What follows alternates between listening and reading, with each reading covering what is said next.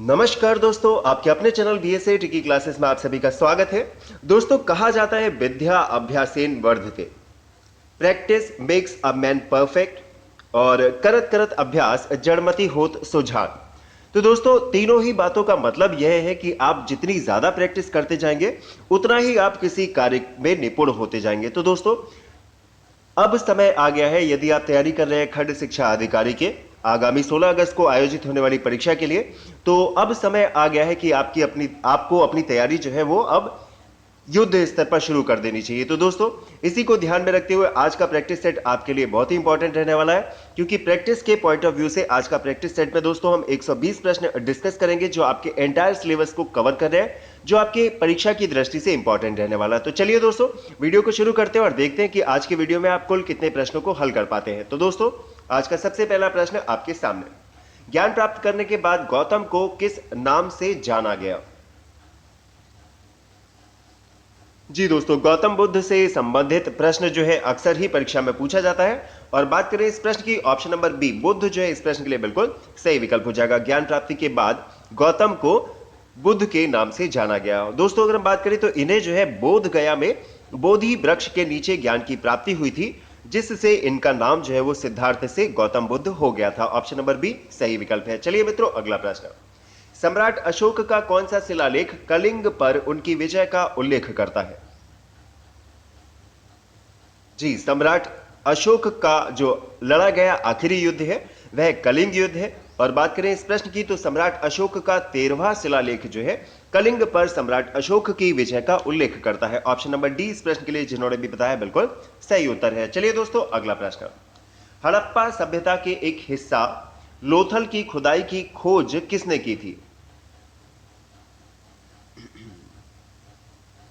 जी दोस्तों, अगर हम बात करें हड़प्पा सभ्यता के लोथल की खोज रंगनाथ राव ने 1955 से 62 में गुजरात के अहमदाबाद जिले में की थी। ऑप्शन नंबर सी इस प्रश्न के लिए बिल्कुल सही विकल्प हो जाएगा, एस आर राव। इसके अलावा दोस्तों, अगर हम बात करें दयाराम साहनी की, तो दयाराम साहनी द्वारा हड़प्पा नगर की खोज की गई थी। चलिए दोस्तों, अगला प्रश्न, महाभारत में वर्णित कुरुक्षेत्र की लड़ाई कितने दिन तक लड़ी गई थी? जी, इंपॉर्टेंट प्रश्न है दोस्तों।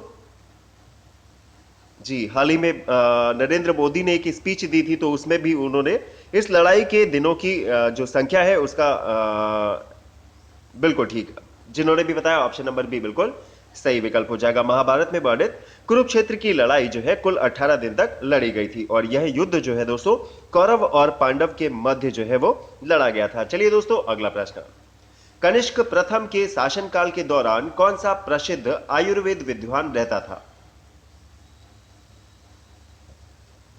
जी, कनिष्क प्रथम के शासनकाल के दौरान चरक आयुर्वेद का सिद्धांत था। ऑप्शन नंबर सी इस प्रश्न के लिए जिन्होंने भी बताया बिल्कुल राइट ऑप्शन है। चलिए मित्रों, अगला प्रश्न, तारीख फिरोज शाही के लेखक दिए गए विकल्पों में से कौन है?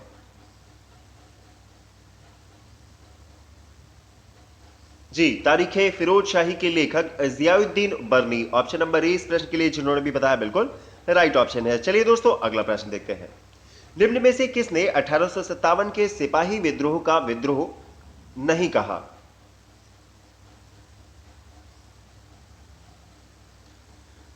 जी दोस्तों, अगर हम बात करें इस प्रश्न की तो आर सी मजूमदार, जिन्होंने भी बताया बिल्कुल राइट ऑप्शन हो जाएगा।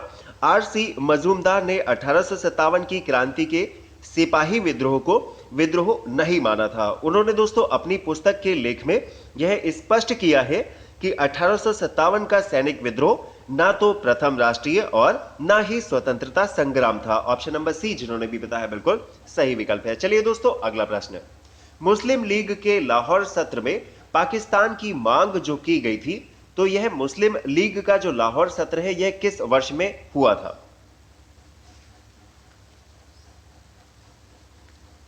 जी दोस्तों, 23 मार्च 1940 को ऑल इंडिया मुस्लिम लीग ने अपने लाहौर अधिवेशन में भारत से अलग एक मुस्लिम देश पाकिस्तान की मांग की थी तथा मुस्लिम लीग के नेता मोहम्मद अली जिन्ना पाकिस्तान के जन्मदाता कहलाए। ऑप्शन नंबर सी इस प्रश्न के लिए बिल्कुल सही विकल्प है। चलिए दोस्तों, अगला प्रश्न, दूरदृष्टि में प्रतिबिंबित निम्नलिखित पर बनता है, विचार करके बताया दोस्तों।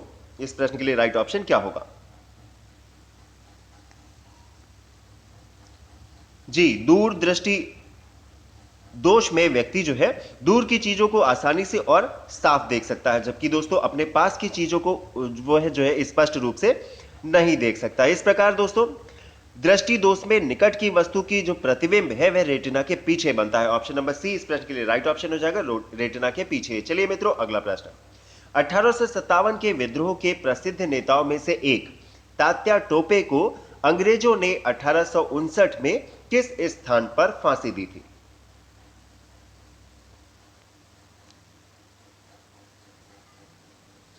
जी, 1857 के विद्रोह के प्रसिद्ध नेताओं में से एक तात्या टोपे को अंग्रेजों ने 1859 में मध्य प्रदेश के शिवपुरी में फांसी दी थी। तो दिए गए ऑप्शंस में से दोस्तों ऑप्शन नंबर बी जिन्होंने भी बताया बिल्कुल सही उत्तर है। चलिए दोस्तों अगला प्रश्न, वर्तमान में उत्तर प्रदेश का क्षेत्रफल कितना है?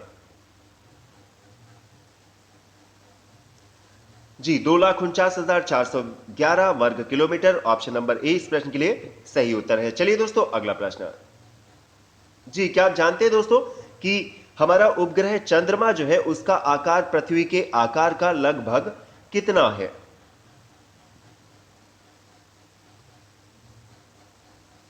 जी दोस्तों, चंद्रमा का आकार पृथ्वी के आकार का लगभग 1/4 है। ऑप्शन नंबर बी इस प्रश्न के लिए जिन्होंने भी बताया बिल्कुल राइट ऑप्शन है। इसके अलावा दोस्तों इंपॉर्टेंट फैक्ट है कि चंद्रमा पर जो है वो कम गुरुत्वाकर्षण के कारण जो है वायुमंडल नहीं है, और चंद्रमा का गुरुत्वाकर्षण बल जो है वह पृथ्वी के गुरुत्वाकर्षण बल का 1/6 है। ऑप्शन नंबर बी इस प्रश्न के लिए जिन्होंने भी बताया बिल्कुल राइट ऑप्शन हो जाएगा। चंद्रमा का आकार पृथ्वी के आकार का 1/4 है। चलिए दोस्तों अगला प्रश्न, नासा के अनुसार सूर्य के बाद पृथ्वी के निकटतम सितारा कौन सा है?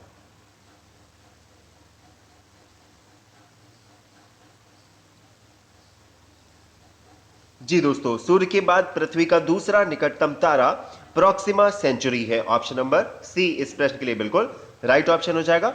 चलिए दोस्तों अगला प्रश्न, रोहतांग दर्रा भारत के किस राज्य में स्थित है?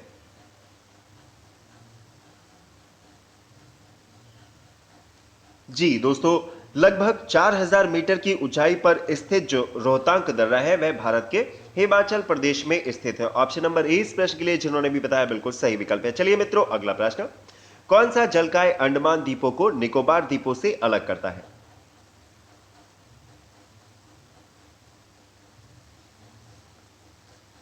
जी दोस्तों, 10 डिग्री चैनल द्वारा अंडमान और निकोबार द्वीप समूह जो है वह एक दूसरे से अलग होते हैं। दोस्तों अगर हम बात करें 6 डिग्री चैनल की, तो 6 डिग्री चैनल जो है अंडमान द्वीप और इंडोनेशिया का सुमात्रा द्वीप समूह के बीच स्थित है। चलिए दोस्तों अगला प्रश्न देखते हैं, पटाका किस देश की मुद्रा है?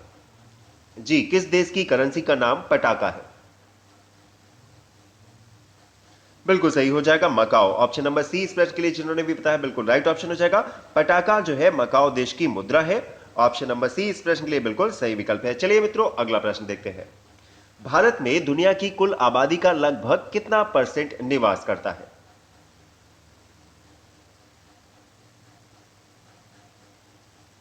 जी दोस्तों, अगर हम बात करें तो लगभग 17.5% कुल जनसंख्या का भारत में निवास करता है। विश्व की कुल जनसंख्या का लगभग 17.5% जो है वो भारत में निवास करता है। तो निकटतम जो हमारा राइट ऑप्शन होगा वो ऑप्शन नंबर डी इस प्रश्न के लिए बिल्कुल राइट ऑप्शन है। चलिए दोस्तों अगला प्रश्न, वह कौन सा सर्वोच्च पर्वत शिखर है जो पूरी तरह से भारत में स्थित है?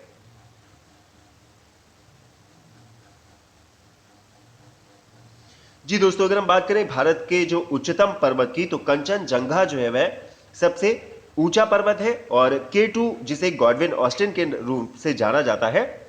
और ऑप्शन नंबर ए इस प्रश्न के लिए बिल्कुल सही विकल्प हो जाएगा, जिन्होंने भी बताया बिल्कुल राइट ऑप्शन है। चलिए दोस्तों अगला प्रश्न, नीलम संजीव रेड्डी भारत के कौन से राष्ट्रपति थे? जी, नीलम संजीव रेड्डी भारत के छठे राष्ट्रपति थे। इनका कार्यकाल 1977 से 1982 तक रहा है। ऑप्शन नंबर बी इस प्रश्न के लिए जिन्होंने भी बताया वेरी गुड, बिल्कुल सही उत्तर हो जाएगा। चलिए दोस्तों अगला प्रश्न देखते हैं, भारत के राष्ट्रपति द्वारा चरित्र को बदले बिना सजा की मात्रा को कम करना क्या कहा जाता है? जी दोस्तों, अनुच्छेद 72 में इसका वर्णन है। जी, चरित्र को बदले बिना सजा की अवधि को कम करने का अर्थ विनिमय है, जबकि दोस्तों ऑप्शन नंबर डी जिन्होंने भी बताया बिल्कुल सही विकल्प हो जाएगा, विनिमय। और दोस्तों अगर हम बात करें क्षमादान की, तो क्षमादान में राष्ट्रपति द्वारा सजा और दोष दोनों हटा लिया जाता है। और दंड की बात करें दोस्तों, दंड विराम की, तो दंड विराम में किसी विशेष तथ्य को देखकर सजा को कम कर दिया जाता है। और मोहलत की भी बात कर लेते हैं, तो मोहलत के तहत दंडादेश के निष्पादन को रोक दिया जाता है। तो very good, option number D इस प्रश्न के लिए सही विकल्प है। चलिए दोस्तों अगला प्रश्न, भारतीय संविधान के किस अनुच्छेद के तहत उपराष्ट्रपति का चुनाव होता है?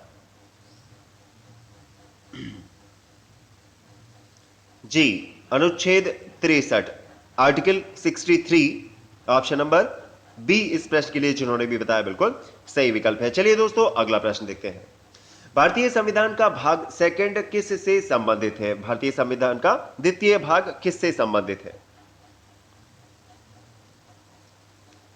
जी, भारतीय संविधान का भाग सेकंड जो है वो नागरिकता से संबंधित है। ऑप्शन नंबर ए इस प्रश्न के लिए जिन्होंने भी बताया बिल्कुल सही विकल्प हो जाएगा। दोस्तों अगर हम बात करें भाग 3 की, तो भाग 3 जो है वो मौलिक अधिकार से संबंधित है।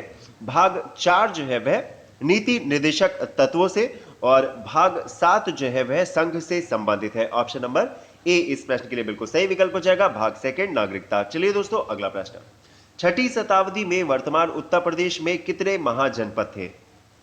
जी, विचार करके बताएं इस प्रश्न के लिए राइट ऑप्शन क्या होगा। जी, छठी शताब्दी में वर्तमान उत्तर प्रदेश में कुल 8 महाजनपद थे। ऑप्शन नंबर ए इस प्रश्न के लिए सही उत्तर है। चलिए दोस्तों अगला प्रश्न, कौन सी अनुसूची के तहत अनुसूचित क्षेत्रों और अनुसूचित जनजातियों के प्रशासन और नियंत्रण के लिए प्रावधान किए गए हैं?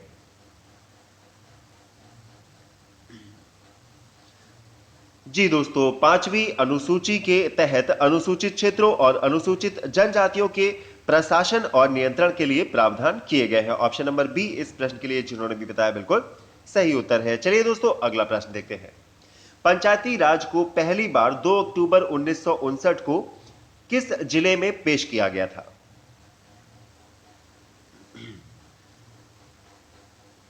जी, ऑप्शन नंबर सी इस प्रश्न के लिए बिल्कुल सही विकल्प हो जाएगा। पंचायती राज को दोस्तों पहली बार 2 अक्टूबर 1959 को राजस्थान के नागौर जिले में पंडित जवाहरलाल नेहरू द्वारा पेश किया गया था। ऑप्शन नंबर सी इस प्रश्न के लिए सही उत्तर है। चलिए दोस्तों अगला प्रश्न देखते हैं, सुभाष चंद्र बोस के पूर्व आईएनए का कमांडर कौन था?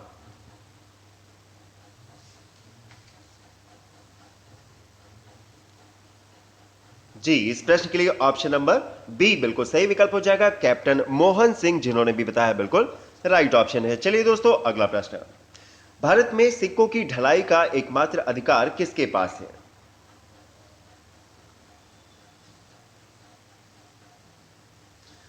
जी, भारत के सिक्के ढालने का एकमात्र अधिकार जो है केवल भारत सरकार के पास है। ऑप्शन नंबर सी इस प्रश्न के लिए बिल्कुल सही विकल्प हो जाएगा। चलिए दोस्तों अगला प्रश्न देखते हैं, जनगणना 2011 के अनुसार भारत का तीसरा सबसे अधिक आबादी वाला राज्य दिए गए विकल्पों में से कौन है?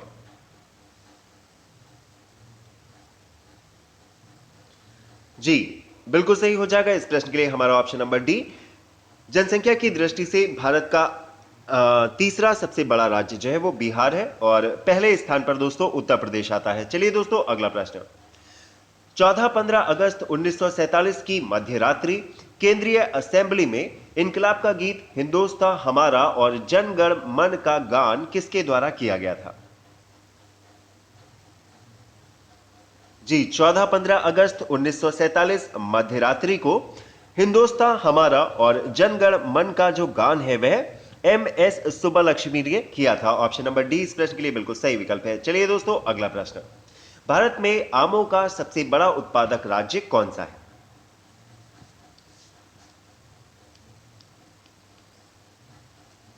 जी, very good, option number D इस प्रश्न के लिए बिल्कुल सही विकल्प हो जाएगा। भारत में आमों का सबसे बड़ा उत्पादक राज्य उत्तर प्रदेश है। दोस्तों अगर हम बात करें बिहार की, तो बिहार जो है वह सबसे बड़ा लीची उत्पादक है। बात कर ले दोस्तों अगर हम महाराष्ट्र की, तो महाराष्ट्र के नागपुर जो है वह संतरा के उत्पादन के लिए प्रसिद्ध है। और गुजरात की बात कर ले दोस्तों, तो गुजरात में जो है सबसे अधिक कपास और तेल का उत्पादन किया जाता है। Very good, option number D इस प्रश्न के लिए जिन्होंने भी बताया बिल्कुल सही उत्तर है। चलिए दोस्तों अगला प्रश्न, किसानों को लाभ पहुंचाने हेतु कृषि उपज के सहकारी विपणन को बढ़ावा देने के उद्देश्य से निम्न में से किसको स्थापित किया गया था? जी, कृषि विपणन को बढ़ावा देने के लिए जी दोस्तों, अगर हम बात करें, एक संस्था नाम है नाफेड, फुल फॉर्म है दोस्तों national agriculture cooperative marketing federation of India. Option number A इस प्रश्न के लिए बिल्कुल राइट ऑप्शन हो जाएगा। चलिए दोस्तों, अगला प्रश्न। दोस्तों, दिए गए विकल्पों में से कौन कृषि के ग्रीन हाउस का एक तरीका है जहां उन्नत ग्रीन हाउस प्रौद्योगिकी जैसे हाइड्रोपोनिक्स और एरोपोनिक्स का उपयोग करके शहरों में बहुमंजिला इमारतों के अंदर वाणिज्यिक रूप से व्यवहार्य फसलों की खेती की जाती है? जी दोस्तों, विचार करके बताएं इस प्रश्न के लिए राइट ऑप्शन क्या है। जी वेरी गुड, जिन्होंने भी बताया ऑप्शन नंबर बी। दोस्तों, हाइड्रोकल्चर कृषि के ग्रीन हाउस का एक तरीका है जहां उन्नत ग्रीन हाउस प्रौद्योगिकी जैसे हाइड्रोपोनिक्स और एरोपोनिक्स का उपयोग करके शहरों में जो हमारी बहुत ऊंची बिल्डिंगें होती हैं, तो दोस्तों उसके अंदर कमर्शियल रूप से फसलों की खेती करने से। ऑप्शन नंबर बी इस प्रश्न के लिए जिन्होंने भी बताया बिल्कुल सही उत्तर है। चलिए दोस्तों, अगला प्रश्न। इनमें से किसने पहली बार यह व्याख्या की कि पृथ्वी के अपनी धुरी पर घूमने के कारण प्रतिदिन सूर्योदय एवं सूर्यास्त होता है?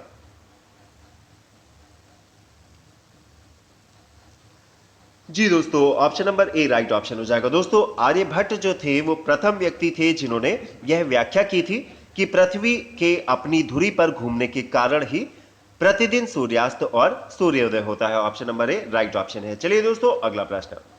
सुवर्ण भूमि का वह राजा कौन था जिसने नालंदा में एक बौद्ध विहार की स्थापना की तथा उसके रख रखाव हेतु अपने दूत द्वारा देवपाल से 5 गांव दान देने के लिए एक प्रार्थना की थी?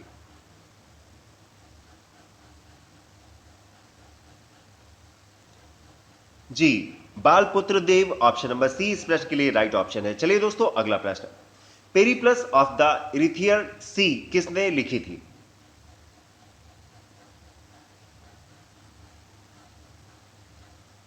बिल्कुल ठीक दोस्तों, पेरिप्लस ऑफ द इरिथ्रियन सी एक ग्रीको रोमन पेरिप्लस है। ऑप्शन नंबर ई इस प्रश्न के लिए जिन्होंने भी बताया बिल्कुल राइट ऑप्शन हो जाएगा, क्योंकि दोस्तों यह रोमन मिस्र के बंदरगाहों से नेविगेशन और व्यापार के अवसरों का वर्णन करता है और इसे लगभग 60 ईस्वी में एलेक्जेंड्रिया के एक अनाम नाविक ने लिखा था। तो दिए गए ऑप्शंस में से ऑप्शन नंबर ई इस प्रश्न के लिए बिल्कुल सही विकल्प है। चलिए दोस्तों, अगला प्रश्न। किस सुल्तान ने जमीन में फसल की नपाई का आधा राजस्व के रूप में दावा किया?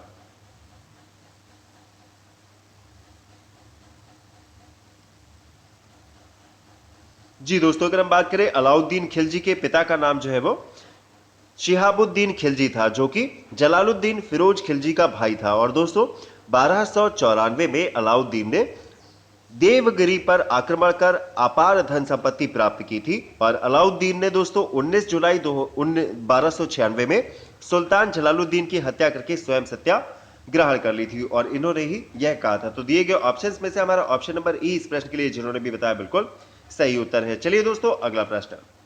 शेख बहाउद्दीन जकारिया किस संप्रदाय के थे?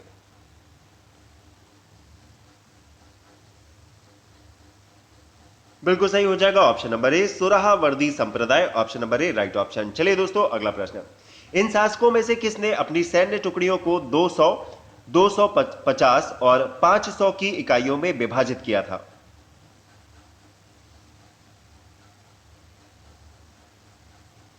जी दोस्तों, इस्लाम शाह, जो कि पुत्र था शेर शाह का, और दोस्तों इन्होंने ही ऐसा किया था, अपनी सेना की टुकड़ियों को 200, 250 और 500 की इकाइयों में यूनिट में विभाजित किया था। ऑप्शन नंबर डी बिल्कुल सही विकल्प है। चलिए दोस्तों, अगला प्रश्न। यह कथन किसका है कि अकबर के शासन में इलाहाबाद में 40 स्तंभ युक्त मंजिल के निर्माण में 5000 से 20,000 लोगों के ने 40 साल तक काम किया था?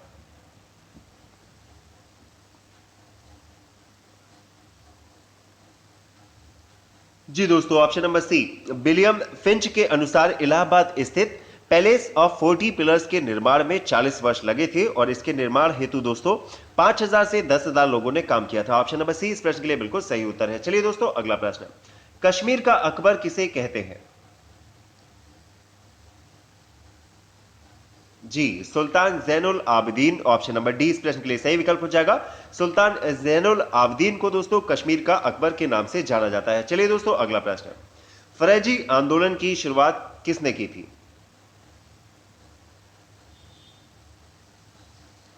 जी दोस्तों, 19वीं शताब्दी के पूर्वार्ध में बंगाल में एक आंदोलन प्रारंभ हुआ जिसे फरेजी आंदोलन कहते हैं। इस आंदोलन की शुरुआत जो है दोस्तों, ऑप्शन नंबर ए जिन्होंने भी बताया बिल्कुल राइट ऑप्शन हो जाएगा, हाजी सरियतुल्लाह के द्वारा की गई थी। चलिए दोस्तों अगला प्रश्न, उत्तर प्रदेश का उत्तर से दक्षिण तक कितना विस्तार है?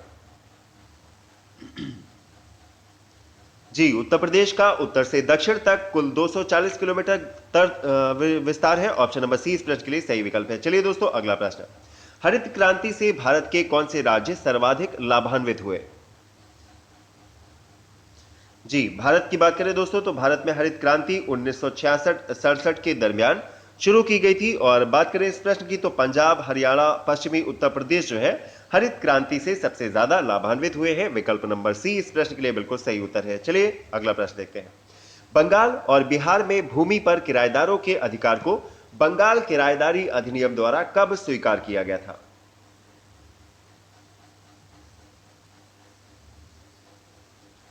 जी, ऑप्शन नंबर सी बिल्कुल सही विकल्प हो जाएगा। बंगाल किराएदारी अधिनियम को 1885 में स्वीकार किया गया था। चलिए दोस्तों अगला प्रश्न, चंपारण में गांधी जी को आमंत्रण किसने दिया था?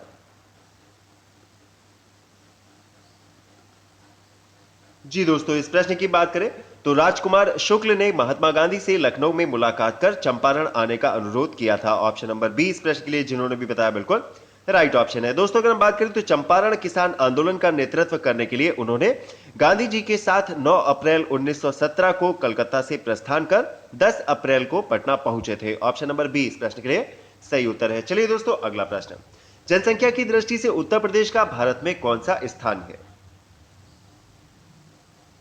जी, किसी को कोई डाउट नहीं होना चाहिए, ऑप्शन नंबर ए राइट ऑप्शन पहला। चलिए दोस्तों अगला प्रश्न, 1929 के कांग्रेस अधिवेशन में पूर्ण स्वराज्य का पताका किसने उठाया था?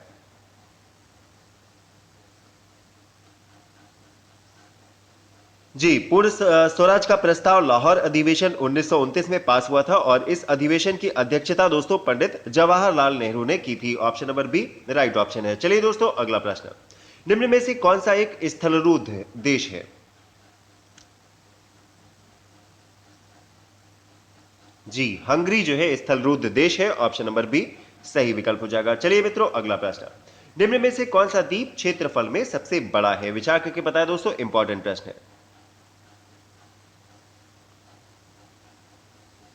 जी दोस्तों, अगर हम बात करें दिए गए विकल्पों की तो ऑप्शन नंबर ए बोर्निया जो है इस प्रश्न के लिए बिल्कुल सही विकल्प हो जाएगा। दोस्तों लगभग 7.5 लाख वर्ग किलोमीटर क्षेत्रफल है बर्निया का। और दूसरे नंबर पर दोस्तों अगर हम बात करें तो मेडागास्कर आ जाएगा जिसका क्षेत्रफल लगभग 6 लाख किलोमीटर, लगभग 5,90,000 किलोमीटर के आसपास है। तो चलिए दोस्तों अगला प्रश्न देखते हैं, उत्तर प्रदेश को भारत के कितने राज्यों की सीमाएं स्पर्श करती हैं? जी दोस्तों, 8 राज्य और एक केंद्र शासित प्रदेश दिल्ली, तो इस प्रकार कुल 9 राज्यों की सीमाएं स्पर्श करती है उत्तर प्रदेश राज्य से। ऑप्शन नंबर सी इस प्रश्न के लिए सही उत्तर है। चलिए मित्रों अगला प्रश्न, निम्न में से किस क्षेत्र में भूमध्य सागरीय जलवायु प्रचलित नहीं है?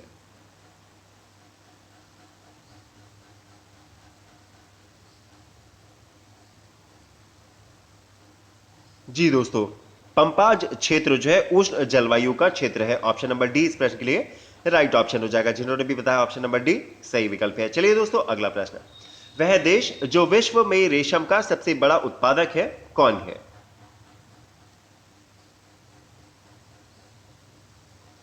जी दोस्तों, अगर हम बात करें भारत की तो भारत का स्थान है दूसरा, चीन का स्थान जो है दोस्तों पहला है रेशम के उत्पादन में। ऑप्शन नंबर बी इस प्रश्न के लिए जिन्होंने भी बताया बिल्कुल राइट ऑप्शन है। चलिए दोस्तों अगला प्रश्न, निम्न में से कौन सा मेघालय पठार का अंश नहीं है? विचार करके बताएं।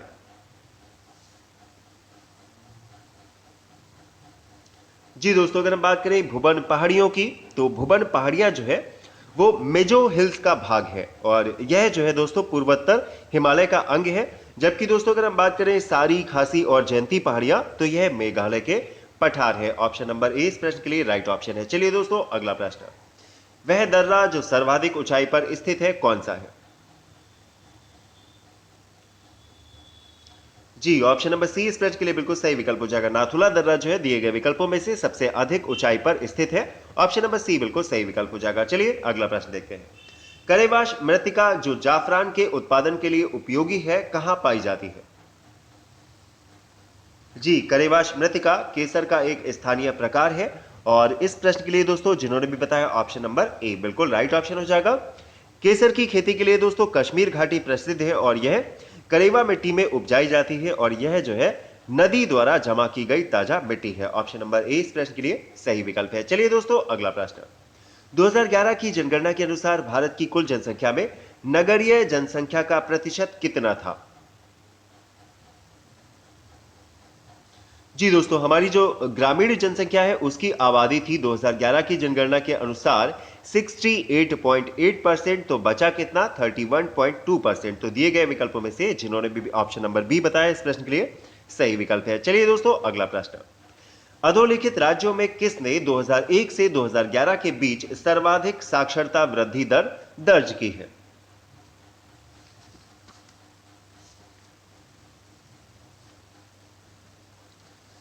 जी दोस्तों, दिए गए विकल्पों की बात करें तो बिहार राज्य ने 2001 से 2011 के बीच सबसे ज्यादा साक्षरता वृद्धि दर दर्ज की है। दोस्तों 2001 में बिहार की जो साक्षरता दर थी वह लगभग 47% थी। जबकि अगर हम बात करें 2011 की जनगणना के अनुसार तो दोस्तों 2011 की जनगणना के अनुसार बिहार राज्य की साक्षरता दर 61.8% है। तो यहां से आपका ऑप्शन नंबर ए जिन्होंने भी बताया बिल्कुल सही विकल्प है। चलिए दोस्तों अगला प्रश्न। आजादी के बाद भाषा के आधार पर भारत के राज्यों का पुनर्गठन किस वर्ष में हुआ था?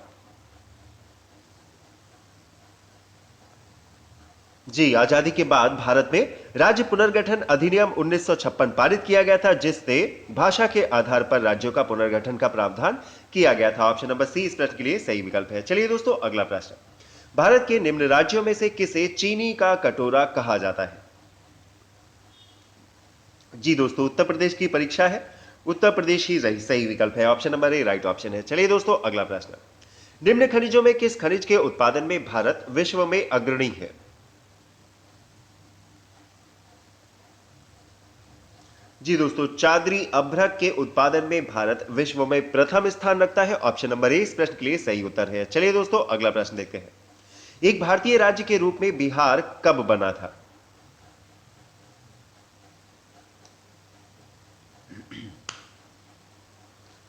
जी दोस्तों, घटना पुरानी है। 22 मार्च 1912 को बंगाल के विभाजन के बाद बिहार राज्य अस्तित्व में आया था। ऑप्शन नंबर बी इस प्रश्न के लिए जिन्होंने भी बताया बिल्कुल राइट ऑप्शन है। चलिए दोस्तों अगला प्रश्न देखते हैं।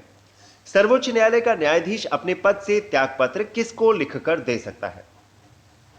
जी, चीफ जस्टिस ऑफ इंडिया जो है अगर रेजिग्नेशन देंगे तो वह किसे संबोधित करके अपना त्यागपत्र लिखेंगे? जी बिल्कुल सही हो जाएगा ऑप्शन नंबर ए। सर्वोच्च न्यायालय का न्यायाधीश अपने पद से त्यागपत्र राष्ट्रपति को लिखकर दे सकता है। ऑप्शन नंबर ए इस प्रश्न के लिए बिल्कुल राइट ऑप्शन है। इसके अलावा दोस्तों अगर हम बात करें तो संसद की सिफारिश पर राष्ट्रपति द्वारा उसे पद से हटाया जा सकता है। चलिए दोस्तों अगला प्रश्न। पिछड़ी जाति आयोग के प्रथम सभापति कौन थे? जी दोस्तों, भारतीय संविधान के अनुच्छेद 340 के तहत भारत के राष्ट्रपति के आदेश द्वारा प्रथम अखिल भारतीय पिछड़ी जाति आयोग का गठन 29 जनवरी 1953 को किया गया था। और इसके अध्यक्ष की बात करें दोस्तों तो काका साहेब कालेलकर इस प्रश्न के लिए बिल्कुल सही विकल्प हो जाएगा ऑप्शन नंबर बी। चलिए दोस्तों अगला प्रश्न। राज्य लोक सेवा आयोग का अध्यक्ष किसके द्वारा नियुक्त किया जाता है?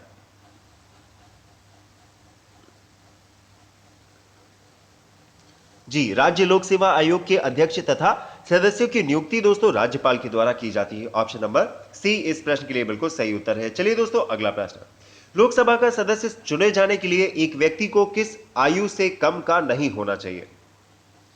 जी दोस्तों, विचार करके बताएं कि मेंबर ऑफ पार्लियामेंट एमपी बनने के लिए आपको कम से कम कितने वर्ष की आयु पूर्ण करना आवश्यक होता है? जी, लोकसभा का सदस्य चुने जाने के लिए व्यक्ति की आयु कम से कम 25 वर्ष होना आवश्यक होता है। ऑप्शन नंबर सी इस प्रश्न के लिए जिन्होंने भी बताया बिल्कुल राइट ऑप्शन। चलिए दोस्तों अगला प्रश्न। किसी राज्य का राज्यपाल नियुक्त किया जाता है तो विचार करके बताया दोस्तों राज्यपाल की नियुक्ति किसके द्वारा की जाती है? जी, 5 वर्षों के लिए नियुक्ति की जाती है राज्यपाल की राष्ट्रपति के द्वारा। ऑप्शन नंबर सी इस प्रश्न के लिए जिन्होंने भी बताया बिल्कुल राइट ऑप्शन है। चलिए दोस्तों अगला प्रश्न देखते हैं। भारतीय संविधान के किस अनुच्छेद के अंतर्गत लोकसभा में अनुसूचित जातियों के आरक्षण का प्रावधान किया गया था? जी दोस्तों, संविधान के अनुच्छेद 330 के अंतर्गत लोकसभा में अनुसूचित जातियों के आरक्षण का प्रावधान किया गया था, तो इसलिए जिन्होंने भी बताया ऑप्शन नंबर ए सही उत्तर है। चलिए अगला प्रश्न विचार करके बताएं दोस्तों, राष्ट्रपति से संबंधित दिए गए विकल्पों में से राइट ऑप्शन इस प्रश्न के लिए क्या है?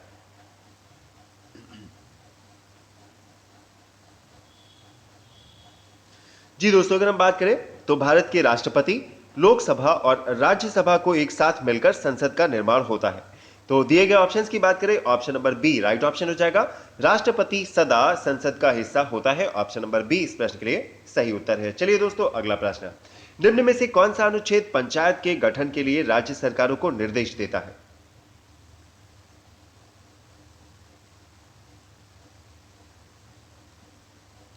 जी दोस्तों, भारतीय संविधान का अनुच्छेद 40 पंचायत के गठन के लिए राज्य सरकारों को निर्देश देता है। ऑप्शन नंबर बी इस प्रश्न के लिए बिल्कुल सही उत्तर हो जाएगा। इंपॉर्टेंट प्रश्न है दोस्तों, याद रखिएगा अनुच्छेद 40। चलिए दोस्तों अगला प्रश्न, किस वर्ष झारखंड राज्य अस्तित्व में आया था?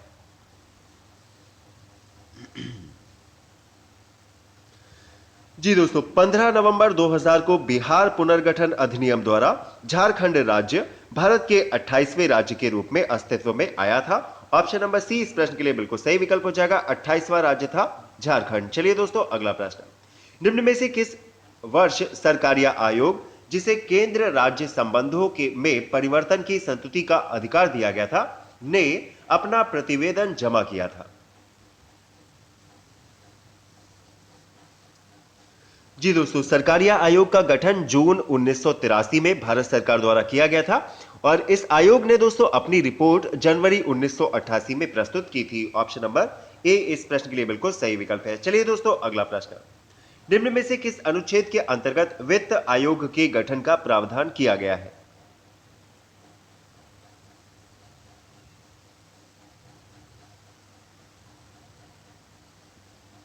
जी दोस्तों, केंद्र एवं राज्यों के मध्य, साथ ही विभिन्न राज्यों के मध्य जो कर राजस्व है, टैक्स रेवेन्यू के वितरण की सिफारिशें देने के लिए संविधान के अनुच्छेद 280 के तहत राष्ट्रपति द्वारा वित्त आयोग का गठन किया गया है। ऑप्शन नंबर ए सही विकल्प इस प्रश्न के लिए। चलिए अगला प्रश्न, दोस्तों विचार करके बताएं कि भारत का महान्यायवादी किसके द्वारा नियुक्त किया जाता है? जी, भारत का महान्यायवादी भारत के राष्ट्रपति द्वारा नियुक्त किया जाता है। ऑप्शन नंबर बी सही विकल्प है। अगला प्रश्न, 12वीं पंचवर्षीय योजना के दौरान कृषि एवं सहायक क्षेत्र के लिए निम्न में से एक औसत वार्षिक विकास दर का लक्ष्य रखा गया था। विचार करके बताएं इसका राइट ऑप्शन क्या है?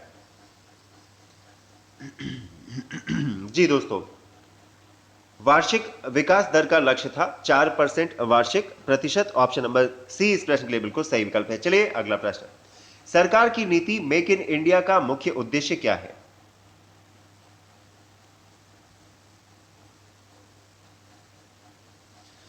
जी दोस्तों, मेक इन इंडिया का उद्देश्य नौकरशाही के ढीलापन को दूर करना, लाल फीताशाही को हटाना, विनिर्माण की लागत को कम करना, उत्पाद को प्रतियोगी बनाना, ईज ऑफ डूइंग बिजनेस में सुधार करना, यह शब्द शामिल थे। तो ऑप्शन नंबर ई इस प्रश्न के लिए जिन्होंने भी बताया बिल्कुल सही विकल्प है। चलिए अगला प्रश्न, निम्न में से कौन सा एक औद्योगिक विकास के लिए प्रोत्साहिकी नहीं है?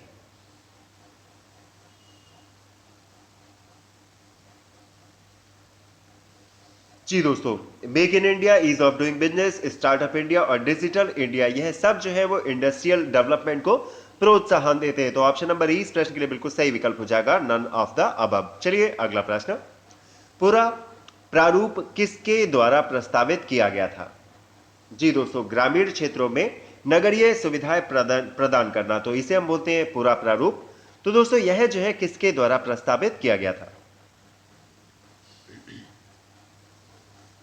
जी, APJ Abdul Kalam. Option number A इस प्रश्न के लिए जिन्होंने भी बताया बिल्कुल राइट ऑप्शन हो जाएगा। चलिए दोस्तों अगला प्रश्न देखते हैं, जनगणना 2011 के अनुसार भारत में महिला साक्षरता दर कितनी थी?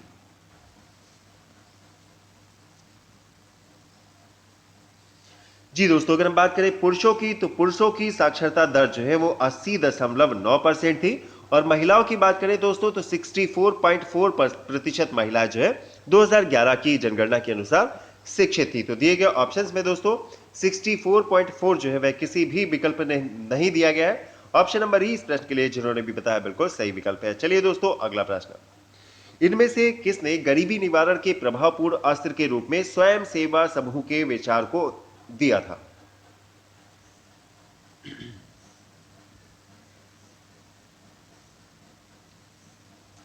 जी दोस्तों, इस प्रश्न की बात करें तो स्वयं सहायता समूह का विचार बांग्लादेश के नोबेल पुरस्कार विजेता मोहम्मद यूनुस ने दिया था। ऑप्शन नंबर 20 प्रश्न के लिए बिल्कुल सही विकल्प है। चलिए मित्रों अगला प्रश्न देखते हैं, निम्न में से कौन सा एक कृषि में उत्पादकता बढ़ाने का रास्ता है? जी दोस्तों, बहुत ही बेसिक क्वेश्चन है, विचार करके बताएं इस प्रश्न के लिए राइट ऑप्शन क्या होगा। जी दोस्तों, कृषि में उत्पादकता बढ़ाने के लिए कुशल सिंचाई, गुणवत्ता युक्त बीज, कीटनाशकों का उपयोग और उर्वरकों का उपयोग, तो एक से अधिक, ऑप्शन नंबर ई इस प्रश्न के लिए बिल्कुल सही विकल्प है। चलिए दोस्तों अगला प्रश्न, निम्न में से कौन सा एक मनरेगा का उद्देश्य है?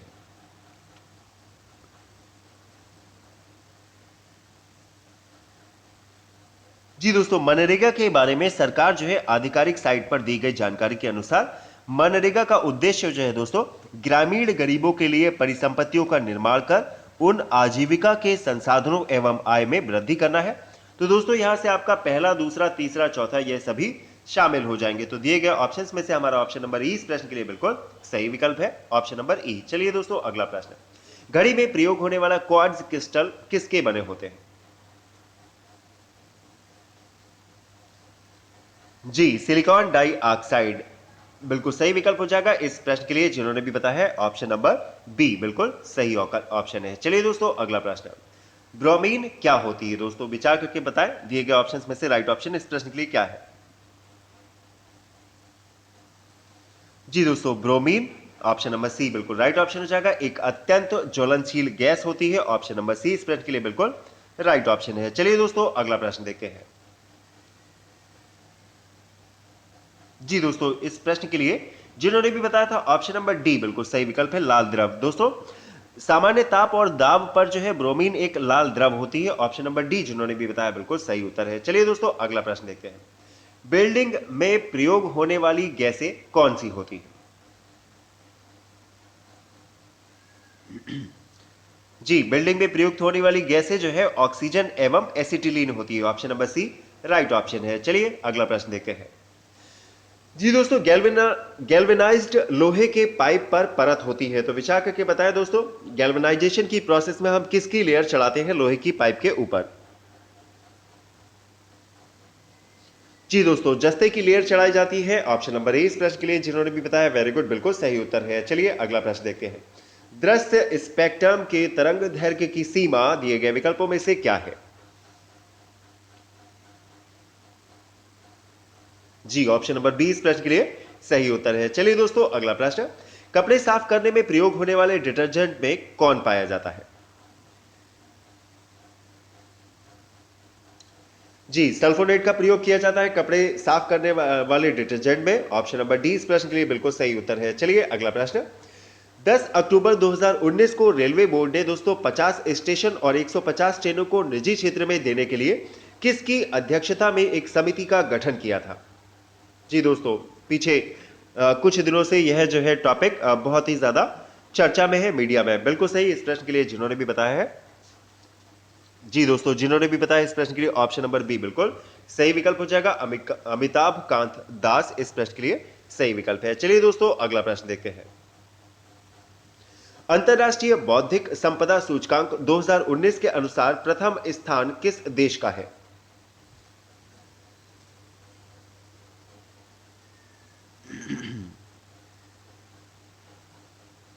जी दोस्तों, 50 देशों की सूची में भारत को जो है इस सूची में 36वां स्थान प्राप्त हुआ था और प्रथम स्थान पर दोस्तों अमेरिका है। ऑप्शन नंबर डी इस प्रश्न के लिए सही विकल्प है। चलिए दोस्तों अगला प्रश्न, नवंबर 2019 में दिवंगत कैलाश चंद्र जोशी का संबंध किस राज्य से है? जी दोस्तों, मध्य प्रदेश के पूर्व मुख्यमंत्री कैलाश चंद्र जोशी, इनका संबंध है मध्य प्रदेश राज्य से। ऑप्शन नंबर सी बिल्कुल सही उत्तर हो जाएगा। चलिए दोस्तों अगला प्रश्न, बुकर पुरस्कार 2019 से संबंधित निम्नलिखित तथ्यों पर विचार कीजिए और उपयुक्त में से कौन से कथन सत्य है यह पता लगाकर बताइए।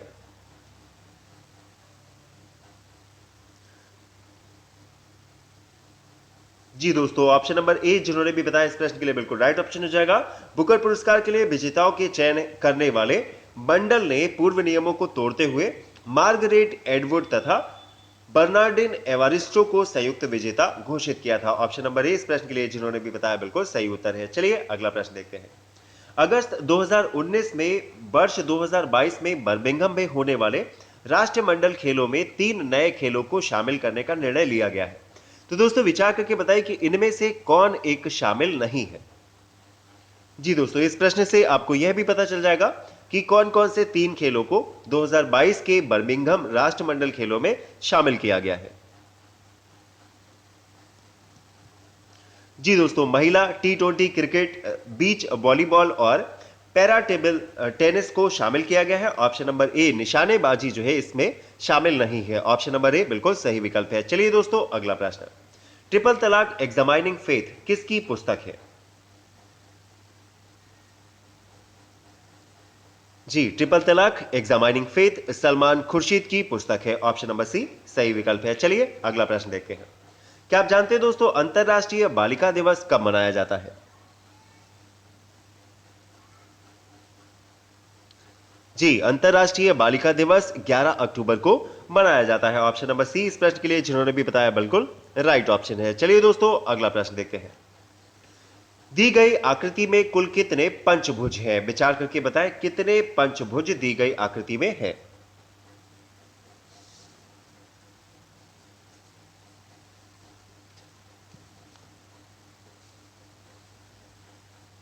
जी दोस्तों, दी गई ऑप्शंस की बात करें तो दी गई आकृति में दोस्तों 12 पंचभुज है। जिन्होंने भी बताया ऑप्शन नंबर डी बिल्कुल राइट ऑप्शन है। चलिए दोस्तों अगला प्रश्न। वह विकल्प चुने जो तीसरे शब्द से ठीक उसी प्रकार संबंधित है जिस प्रकार दूसरा शब्द पहले शब्द से संबंधित है। तो दोस्तों दाब संबंधित है जिस प्रकार पास्कल से, उसी प्रकार विद्युत धारा जो है वो किससे संबंधित है? जी दोस्तों, दाब का मात्रक होता है पास्कल, तो विद्युत धारा का मात्रक क्या होता है? बिल्कुल ठीक, एम्पियर। ऑप्शन नंबर डी इस प्रश्न के लिए जिन्होंने भी बताया वेरी गुड, बिल्कुल सही उत्तर है। चलिए अगला प्रश्न। उस पद का चयन करें जो निम्नलिखित श्रृंखला में प्रश्न चिन्ह के स्थान पर आएगा। तो दोस्तों विचार करके बताएं क्वेश्चन मार्क के स्थान पर क्या आएगा।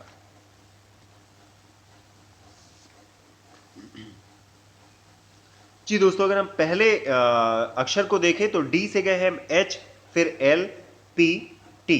तो दोस्तों जब हम डी से गए हैं एच पर तो हमने क्या किया? 4 स्थानों को प्लस किया है। तो डी के बाद ई एफ जी एच आ जाएगा। एच में हम +4 करेंगे दोस्तों तो हमें मिल जाएगा एल। उसी प्रकार एल में +4 करेंगे तो हमें मिलेगा पी। पी में +4 करने पर मिलेगा टी। और दोस्तों जब हम टी में +4 करेंगे तो हमें मिल जाएगा एक्स। तो पहला जो संख्या है वह अंक है वह एक्स आ जाएगा। तो देख सकते हैं तो ऑप्शन नंबर डी ही इस प्रश्न के लिए बिल्कुल सही हो जाएगा। इसके अलावा दोस्तों अगर हम देखें डब्ल्यू से जाते हैं एस पे -4 है, एस से गए हैं ओ पर -4। इसी प्रकार दोस्तों जब हम जी में -4 करेंगे तो हमें मिल जाएगा सी। तो एक्स सी जो कि आपको विकल्प नंबर डी में दे रखा है इस प्रश्न के लिए सही विकल्प हो जाएगा। चलिए अगला प्रश्न। जी, नीचे दिए गए अनुक्रम में अगली संख्या क्या होगी? विचार करके बताएं। जी दोस्तों, दी गई सीरीज में अगला जो नंबर है वह क्या होगा?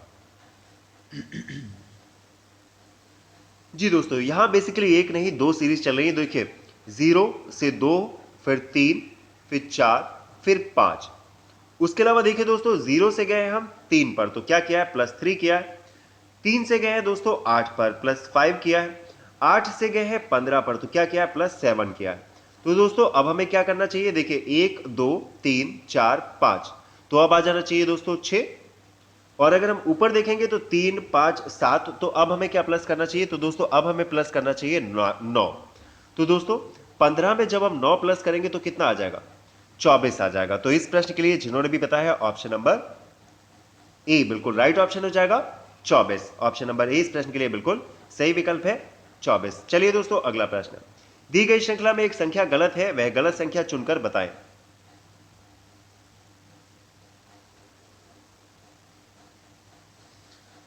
जी दोस्तों, सबसे पहले हमने क्या किया? 18 से पहुंचे हैं 22 पर तो हमने क्या किया? +4 किया है। फिर हम क्या किया? 22 से पहुंचे हैं 44 पर तो 22 में हम 2 की गुणा कर देंगे दोस्तों तब हमें मिल जाएगा 44। 44 में फिर हम +4 करेंगे तो हमें मिल जाएगा 48। और 48 में दोस्तों हमें क्या करना चाहिए था? क्योंकि देखिए पहले हमने +4 किया, फिर मल्टीप्लाई 2 से किया, फिर +4 किया, तो अब हमें यहां क्या करना चाहिए था, 2 से गुणा करनी चाहिए थी। तो दोस्तों 48 की जब हम 2 से गुणा करेंगे तो हमें क्या मिल जाएगा, तो हमें मिल जाएगा 96, और 96 में जब हम +4 करेंगे तो हमें मिल जाएगा 100, और 100 की फिर से हम 2 से गुणा करेंगे तो हमें 200 मिल जाएगा। तो दोस्तों सीरीज में अगर हम 52 के स्थान पर 96 रख दें तो यह सीरीज जो है बिल्कुल ठीक हो जाएगी। तो दिए गए ऑप्शंस में से हमारा ऑप्शन नंबर बी जिन्होंने भी बताया इस प्रश्न के लिए राइट ऑप्शन हो जाएगा। संख्या 52 जो है इस सीरीज में गलत दे रखी है ऑप्शन जी दोस्तों, ऑप्शन नंबर 20 प्रश्न के लिए सही विकल्प है। चलिए दोस्तों अगला प्रश्न। जी दोस्तों, प्रश्न दे रखा है यदि गांव जो है पी गांव क्यू के पूर्व में है। तो दोस्तों दो गांव आपको दे रखे हैं, चलिए हम गांव बनाते हैं। ये रहा गांव क्यू और पी जो है वो पूर्व में है, तो गांव पी यह रहा। गांव आर गांव पी के उत्तर में है। तो दोस्तों गांव पी के जो उत्तर में है वह कौन सा गांव है, वह आर है। गांव एस गांव आर के पश्चिम में है। तो दोस्तों यह रहा गांव आर, इसके पश्चिम में गांव एस है। दोस्तों गांव एस गांव पी की किस दिशा में है, तो आपसे क्या पूछा गया है, यह वाली दिशा पूछी गई है, कौन सी दिशा है। तो दोस्तों यह कौन सी दिशा हो जाएगी, बिल्कुल ठीक, दिए गए ऑप्शंस में से हमारा ऑप्शन नंबर सी बिल्कुल सही विकल्प हो जाएगा।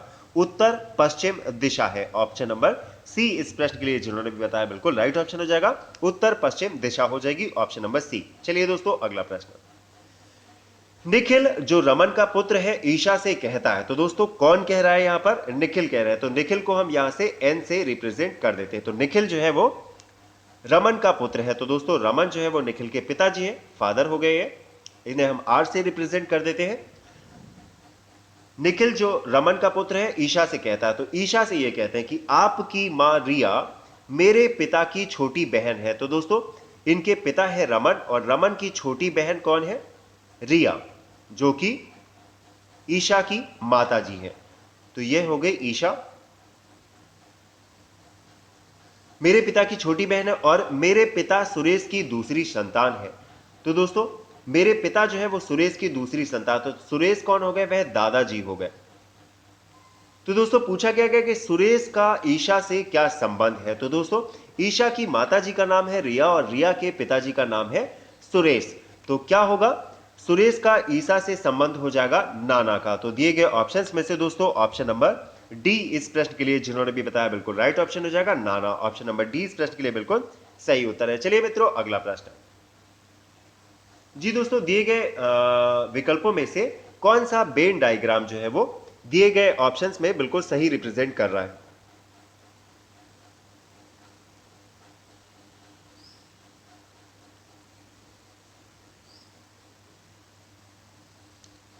जी दोस्तों इस प्रश्न के लिए जिन्होंने भी बताया ऑप्शन नंबर डी, कुछ वायुयान उड़ सकते हैं। क्योंकि दोस्तों यहां पर आप देख सकते हैं यह वायुयान को रिप्रेजेंट कर रहा है यह गोला, और यह वाला गोला जो है वो सर्किल जो है वो उड़ने को रिप्रेजेंट कर रहा है। तो यहां पर इतना वाला जो एरिया है वह उन वायुयान को प्रेजेंट कर रहा है जो उड़ सकते हैं। तो यहां से हम कह सकते हैं कि कुछ वायुयान उड़ सकते हैं।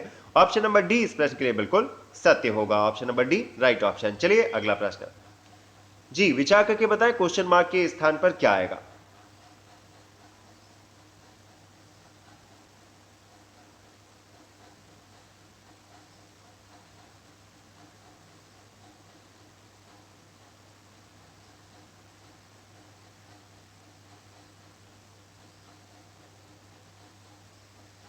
जी दोस्तों 4 में से हम 1 घटाएंगे, क्या मिल जाएगा, हमें मिल जाएगा 3।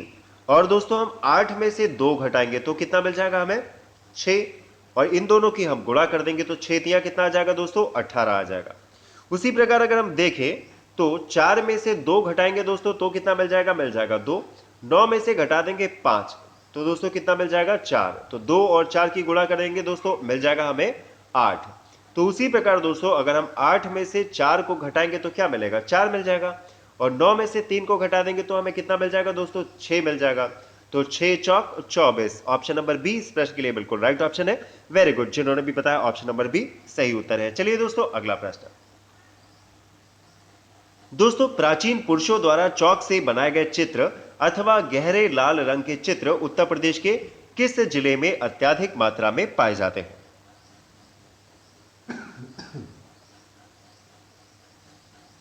जी दोस्तों, दिए गए विकल्पों की बात करें तो उत्तर प्रदेश का मिर्जापुर इस प्रश्न के लिए बिल्कुल राइट ऑप्शन है। दोस्तों, मिर्जापुर में प्राचीन काल के सोन नदी के तट पर लिखुनिया, भदरिया, लोहरी इत्यादि 100 से अधिक पाषाणकालीन चित्रों से युक्त गुफाएं और शिलाश्रय प्राप्त हुए हैं। ऑप्शन नंबर बी इस प्रश्न के लिए सही विकल्प है। चलिए अगला प्रश्न। उत्तर प्रदेश के निम्नलिखित जिलों का उत्तर से दक्षिण तक सही अनुक्रम क्या होगा? जी, कौन जो है वो उत्तर से दक्षिण की ओर सही अनुक्रम में व्यवस्थित है? जी दोस्तों, उत्तर से दक्षिण की बात करें तो सिद्धार्थ नगर, उसके बाद संत कबीर नगर, अंबेडकर नगर और सबसे लास्ट में संत रविदास नगर।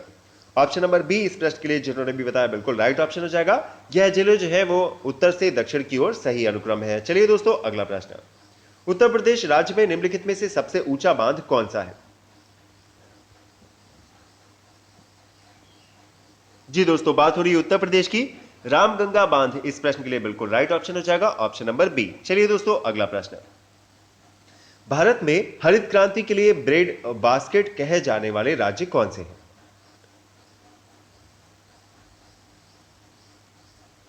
जी, उत्तर प्रदेश, पंजाब, हरियाणा राज्य जो है भारत में हरित क्रांति के लिए ब्रेड बास्केट कहे जाने वाले राज्य है। ऑप्शन नंबर बी इस प्रश्न के लिए जिन्होंने भी बताया वेरी गुड, बिल्कुल सही उत्तर है। चलिए दोस्तों अगला प्रश्न। वर्तमान में उत्तर प्रदेश में वन क्षेत्र कितना है? कितने प्रतिशत भूमि पर वनाच्छादित भूमि है? जी, 6.09% लगभग। इस प्रश्न के लिए जिन्होंने भी बताया दोस्तों ऑप्शन नंबर सी बिल्कुल राइट ऑप्शन हो जाएगा। 6.84% भूमि उत्तर प्रदेश की वनाच्छादित भूमि है। ऑप्शन नंबर सी इस प्रश्न के लिए बिल्कुल राइट ऑप्शन है। चलिए दोस्तों अगला प्रश्न। वर्ष 2011 की जनगणना के अनुसार उत्तर प्रदेश में साक्षरता दर में 2001 से 2011 में कितनी वृद्धि हुई? जी, 11.34% की वृद्धि रिकॉर्ड की गई है वर्ष 2001 से 2011 तक। ऑप्शन नंबर ए इस प्रश्न के लिए जिन्होंने भी बताया बिल्कुल राइट ऑप्शन हो जाएगा 11.45%। चलिए दोस्तों अगला प्रश्न। सभी अंकों कौन कौन से अंक दे रखे हैं दोस्तों? 0, 2, 3, 6, 7 को केवल एक बार प्रयोग करके बनाए। 5 अंकों की सबसे बड़ी और सबसे छोटी संख्याओं का अंतर क्या होगा? तो दोस्तों, सबसे बड़ी संख्या हम बनाएंगे तो सबसे बड़ा जो अक्षर है वह सबसे पहले और उसके बाद छोटा, छोटा, छोटा और उसके बाद सबसे छोटा। और सबसे छोटी संख्या की बनाएंगे दोस्तों तो संख्या क्या हो जाएगी? 2 हो जाएगी, फिर आएगा आपका 0 और उसके बाद आ जाएगा दोस्तों 3, 6, 7। तो दोस्तों अब माइनस कर लेंगे, 10 में से 7 जाएगा, क्या मिलेगा? 10 में से 7 जाएगा तो आ जाएगा हमारा 3। उसके बाद यहां पे बचा 1, 11 में से 6 गए तो दोस्तों बचेगा 5। यहां 9 हो जाएगा, 9 में से 3 जाएगा दोस्तों कितना आ जाएगा? यहां 2 हो जाएगा दोस्तों, 12 में से 3 जाएगा तो बचेगा 9। यहां पर दोस्तों 5 बचेगा तो ये आ जाएगा 5 और 7 में से 2 जाएगा तो बचेगा 5।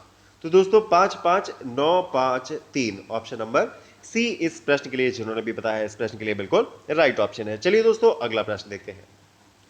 दोस्तों यदि x जो है यदि 1.5x जो है बराबर है 0.5y के तो y minus x upon y plus x जो है वह किसके बराबर होगा? जी दोस्तों, यहां से अगर हम x की वैल्यू निकालें तो x की वैल्यू क्या आ जाएगी दोस्तों? x बराबर किसके आ जाएगा? 0.05y divided by 1.5। तो x की वैल्यू दोस्तों हम यहां से निकाल ली है। तो दोस्तों इस वैल्यू को आपको क्या करना है? दोनों जगह रख देना है और जैसे ही आप इस x की वैल्यू को रख के इस इक्वेशन को सॉल्व करेंगे तो दिए गए ऑप्शंस में से हमारा ऑप्शन नंबर ए जो है आपको उत्तर के रूप में प्राप्त हो जाएगा। तो ऑप्शन नंबर ए इस प्रश्न के लिए बिल्कुल सही विकल्प है। चलिए दोस्तों अगला प्रश्न।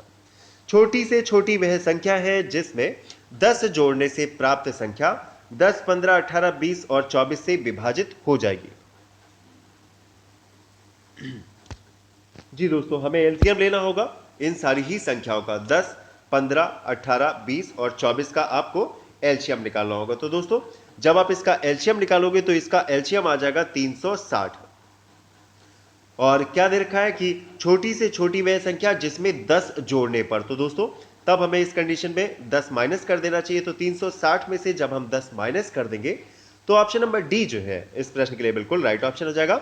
इसका एलसीएम आप निकालेंगे दोस्तों 360 आ जाएगा, छोटी से छोटी संख्या जिसमें 10 जोड़ दे। तो 350 में जब हम 10 जोड़ेंगे तो हो जाएगा 360। तो ऑप्शन नंबर डी इस प्रश्न के लिए बिल्कुल सही उत्तर है। चलिए मित्रों, अगला प्रश्न देखते हैं। दोस्तों, संतरों की दर में 20% की गिरावट हो जाने से एक व्यक्ति ₹10 में 5 संतरे अधिक खरीद सकता है। एक संतरे का नया मूल्य क्या है, आपको बताना है। जी दोस्तों, तो इसके लिए हम कैसे निकालेंगे? तो एक संतरे का नया मूल्य निकालने के लिए दोस्तों हमें निकालना होगा रुपए, उसकी गुणा कर देंगे हम प्रतिशत में कमी से, तो दोस्तों परसेंटेज जो कम हुई है, ठीक है। डिवाइड किससे करेंगे? तो कितने संतरे अधिक खरीद लिए? 5 संतरे अधिक खरीद लिए, और मल्टीप्लाई कर देंगे दोस्तों 100 से। तो रुपए की बात करें दोस्तों, रुपए कितने दे रखे हैं सवाल में? 10, तो यहां पे आ जाएगा हमारा 10। गुणा किससे करनी है दोस्तों? परसेंट से, तो 20 से हम गुणा कर देंगे क्योंकि 20% की गिरावट हुई है, तो 10 की गुणा हो जाएगी 20 से। नीचे क्या आ जाएगा दोस्तों? 5 संतरे अधिक खरीदे हैं, 5 यहाँ पे आ जाएगा, और 100, तो यहां से अगर हम देखेंगे तो 1 0 1 0 1 0 1 0, तो दोस्तों ये जीरो जो आपस में कैंसिल हो जाएंगे, बचेगा कितना? 2/5, तो दोस्तों 2/5 हमारा बचेगा। तो 2 को जब हम 5 से भाग देंगे कितना आ जाएगा? बिल्कुल सही, ऑप्शन नंबर बी इस प्रश्न के लिए बिल्कुल राइट ऑप्शन हो जाएगा। एक संतरे का नया मूल्य जो है वो 40 पैसे है। ऑप्शन नंबर बी इस प्रश्न के लिए बिल्कुल राइट ऑप्शन है। चलिए दोस्तों, अगला प्रश्न देखते हैं। एक व्यापारी मूल्यों में 50% की वृद्धि कर सेल घोषित करता है। यदि वह पूर्व के मूल्यों पर बेचे तो उसे कितने डिस्काउंट की घोषणा करनी होगी? तो दोस्तों हम मान लेते हैं कि जो पहले का मूल्य है वह कितना है? 100 रुपए है। कितनी वृद्धि की है दोस्तों? तो 50% की वृद्धि की है, तो 100 का जब हम 50% वृद्धि कर देंगे तो कितना हो जाएगा? 150 हो जाएगा। अब पूछा क्या गया है दोस्तों कि यदि वह पूर्व के मूल्यों पर बेचे, तो दोस्तों पूर्व के मूल्य है कितने? 100, तो उसे कितने डिस्काउंट की घोषणा करनी पड़ेगी? तो दोस्तों 150 में हम कितना परसेंट डिस्काउंट दे कि जो हमारा रेट है वो 100 हो जाए? तो दोस्तों 150 का अगर हम 33% निकालेंगे, 33.33% निकालेंगे, तो वह 50 आ जाएगा, और 150 में से 50 माइनस करने पर तो हमें पहले वाला मूल्य प्राप्त हो जाएगा। तो ऑप्शन नंबर डी इस प्रश्न के लिए बिल्कुल सही विकल्प हो जाएगा। 33.33% की कमी करनी पड़ेगी। चलिए दोस्तों, अगला प्रश्न देखते हैं। जी दोस्तों, यदि ए और बी का अनुपात है 5 और 7, बी और सी का अनुपात है 9 और 11, तो ए और सी का अनुपात क्या होगा? विचार करके बताएं इस प्रश्न के लिए राइट ऑप्शन क्या होगा। जी दोस्तों, गुणा कर देंगे, कुछ नहीं करना है। ए अनुपात बी, बी अनुपात सी, इनकी वैल्यू कितनी दे रखी है दोस्तों? वह दे रखी है 5:7 और 9:11 की। तो दोस्तों गुणा करने पर हमें क्या मिलेगा? बी से बी कट जाएगा, तो इधर कितना हो जाएगा? 9 पंजे 45, और इधर कितना हो जाएगा? 11 सत्ते 77, तो दोस्तों 45:77 आ जाएगा ए अनुपात सी का अनुपात। तो ऑप्शन नंबर ए इस प्रश्न के लिए बिल्कुल राइट ऑप्शन है। चलिए दोस्तों, अगला प्रश्न। यदि x, y एवं z एक काम को क्रमशः 12, 15 और 18 दिनों में पूरा करते हैं, तो तीनों मिलकर उस काम को कितने दिनों में समाप्त कर सकते हैं? जी दोस्तों, x जो है वो 12 दिन में पूरा करता है, तो x जो है वो एक दिन में कितना कार्य करेगा? 1/12। y की बात करें दोस्तों तो 15 दिन में पूरा करता है, तो y जो है एक दिन में कितना कार्य करेगा? 1/15। इसी प्रकार z की बात करें तो z जो है वो एक दिन में कितना करेगा दोस्तों? 1/18। तो जब हम इन तीनों को जोड़ लेंगे तो दोस्तों हमें एक दिन का काम पता चल जाएगा। तो 12, 15 और 18 का एलसीएम लेंगे तो एलसीएम आ जाएगा दोस्तों 180, और ऊपर जब हम एलसीएम के हिसाब से सॉल्व करेंगे तो आ जाएगा एक दिन का कार्य आ जाएगा तीनों का 37/180। तो दोस्तों 37 को हम जब भाग देंगे 180 से तो कितना आ जाएगा? 180 को दोस्तों भाग देना है हमें 37 से, तो कितनी बार जाएगा? यह चला जाएगा 4 बार, 4 बार चला जाएगा, और कितना बचेगा दोस्तों? बिल्कुल ठीक, 148 आ जाएगा, और बचेगा 32। तो आपका राइट ऑप्शन आंसर क्या आ जाएगा? 4 सही 32/37। तो दिए गए ऑप्शंस में से जिन्होंने भी बताया ऑप्शन नंबर ए बिल्कुल राइट ऑप्शन है। चलिए दोस्तों, अगला प्रश्न है।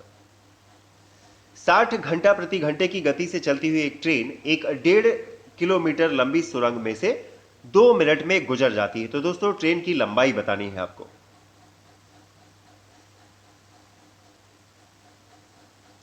जी, 60 किलोमीटर प्रति घंटे की गति से चल रही है, तो दोस्तों 60 किलोमीटर एक घंटे में चल रही, तो एक मिनट में कितनी चलेगी? 1000 मीटर। दिया क्या रखा है दोस्तों, 1.5 किलोमीटर लंबी सुरंग है और दोस्तों 2 मिनट में पार कर देती। तो 1 मिनट में जब यह ट्रेन 1 किलोमीटर चल रही तो 2 मिनट में कितनी जाएगी, 2000 मीटर। 2000 मीटर में से दोस्तों 1500 मीटर तो है सुरंग की लंबाई, तो बाकी बचा कितना, 500 मीटर। तो ट्रेन की हमारी लंबाई कितनी हो जाएगी, 500 मीटर। ऑप्शन नंबर बी इस प्रश्न के लिए सही विकल्प है। चलिए दोस्तों आज का आखिरी प्रश्न, समीकरण दे रखी है x square plus P x plus Q बराबर 0। तो दोस्तों मूल जो है वो 1 और 2 है, तो समीकरण q x square minus p x plus 1 is equal to 0 के मूल क्या होंगे। तो दोस्तों इस प्रश्न को जब आप सॉल्व करेंगे तो आपके जो मूल है वह -1/2 और -1 आ जाएगा। ऑप्शन नंबर सी इस प्रश्न के लिए बिल्कुल सही उत्तर हो जाएगा। तो दोस्तों आज की वीडियो में बस इतना ही। यदि आपको आज की वीडियो पसंद आई हो तो वीडियो को लाइक कीजिए और शेयर कीजिए और हमें कमेंट बॉक्स में जरूर बताइए कि आज की वीडियो में से कुल कितने प्रश्नों को आप हल कर पाए। तब तक के लिए दोस्तों तैयारी करते रहिए और पूरी ताकत से, पूरी मेहनत से, पूरी तन मन धन से तैयारी करते रहिए। और ज़्यादा जानकारी और तैयारी के लिए दोस्तों अपने साथ बने रहिए, बीएससी की क्लासेस के साथ बने रहिए। वीडियो को अंत तक देखा उसके लिए धन्यवाद।